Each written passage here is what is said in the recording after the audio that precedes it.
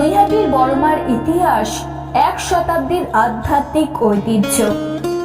আজকে এই ভিডিওর মাধ্যমে বেশ কিছু তথ্য তুলে ধরব, যা শুনলে আপনিও শিহরিত হবেন, যেটি শুধু অবিশ্বাস্যই নয়, অলৌকিকও বটে, যেখানে বিজ্ঞানও নথি স্বীকার করতে বাধ্য হয়েছে। নৈহাটির বড়মা বাংলার অন্যতম জাগ্রত একটি কালী মূর্তি, যার পুজোয় প্রতি বছর লক্ষ লক্ষ ভক্তের হৃদয়ের আলোড়নে আলোড়িত হয়। উত্তর চব্বিশ পরগনার নৈহাটির অরবিন্দ রোডে অবস্থিত এই পুজো শুধু একটি ধর্মীয় অনুষ্ঠান নয়, বরং একটি সাংস্কৃতিক ও আধ্যাত্মিক মিলনস্থল, যা প্রায় এক শতাব্দী ধরে চলে আসছে। 2024 সালে এই পুজো 101 বছরে পা দিয়েছে এবং এর ইতিহাস জানলে আপনিও শিহরিত হবেন।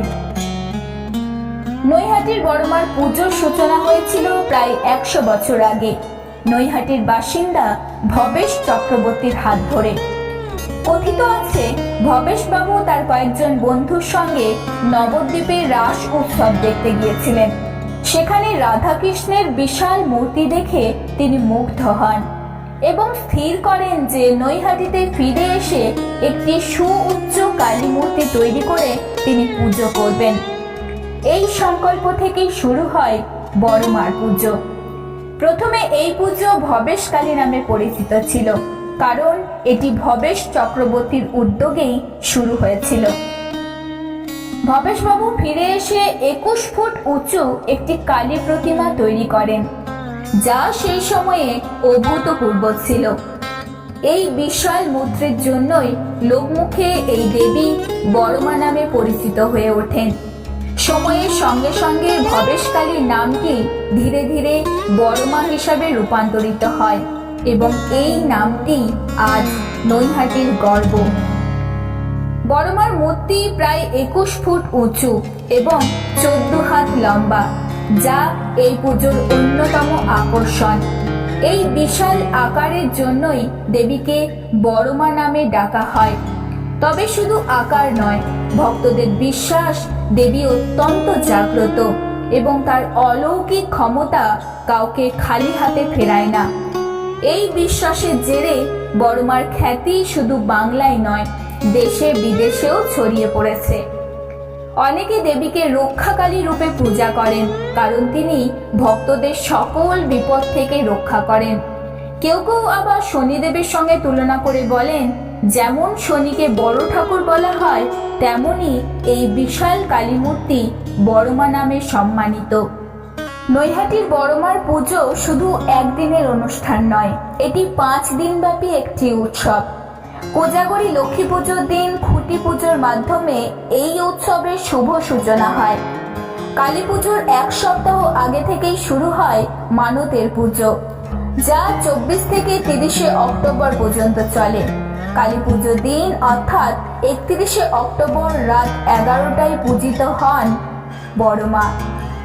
সেই দিনই পুরোহিতরা পুজোয় বসেন এবং মধ্যরাত্রি 1টা পর্যন্ত অঞ্জলি দেওয়া হয়।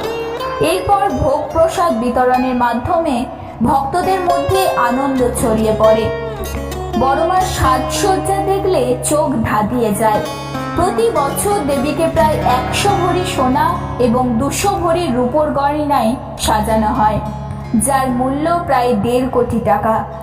এই গয়না ভক্তদের দান করা এবং কঠোর নিরাপত্তার মধ্য দিয়েই দেবীকে এটি পরানো হয়। পুজোর সময় মন্দির এলাকায় হাজার হাজার ভক্তের সমাগমে নৈহাটি শহর গমগম করে। বিসর্জনের দিনও নৈহাটির একটি বিশেষ নিয়ম পালন করা হয়। বড়মার মূর্তি বিসর্জন না হওয়া পর্যন্ত শহরের অন্য কোনো কালী মূর্তি বিসর্জন দেওয়া হয় না। ফুলে সজ্জিত করে বিশাল শোভাযাত্রার আয়োজনের মধ্যে দেবীকে গঙ্গায় বিসর্জন দেওয়া হয় এবং এই দৃশ্য দেখতে দূর দূরান্ত থেকে মানুষেরা ছুটে আসেন। 2023 সালে বড়মার পুজোয় 100 বছর পূর্তি উপলক্ষে নৈহাটির অরবিন্দ রোডে নির্মিত হয়েছে একটি নতুন মন্দির। এই মন্দিরে রাজস্থানের উদয়পুর থেকে আনা কোষ্ঠী পাথর দিয়ে তৈরি একটি 4.5 ফুট উঁচু মূর্তি স্থাপিত হয়েছে। এই মূর্তিতে সারা বছর নিত্য পুজো হয়, যাতে ভক্তরা যে কোনো সময় মায়ের দর্শন পেতে পারে, সেই জন্যই এই ব্যবস্থা। তবে কালী পুজোর সময় ঐতিহ্য মেনে 21 ফুটের মৃন্ময়ী মূর্তিও পূজিত হয়। মন্দির কমিটি জানিয়েছে, এই নতুন মন্দির ও ধর্মশালা নির্মাণে রাজ্যের বিভিন্ন জেলা এমনকি বিদেশ থেকেও আর্থিক সাহায্য এসেছে।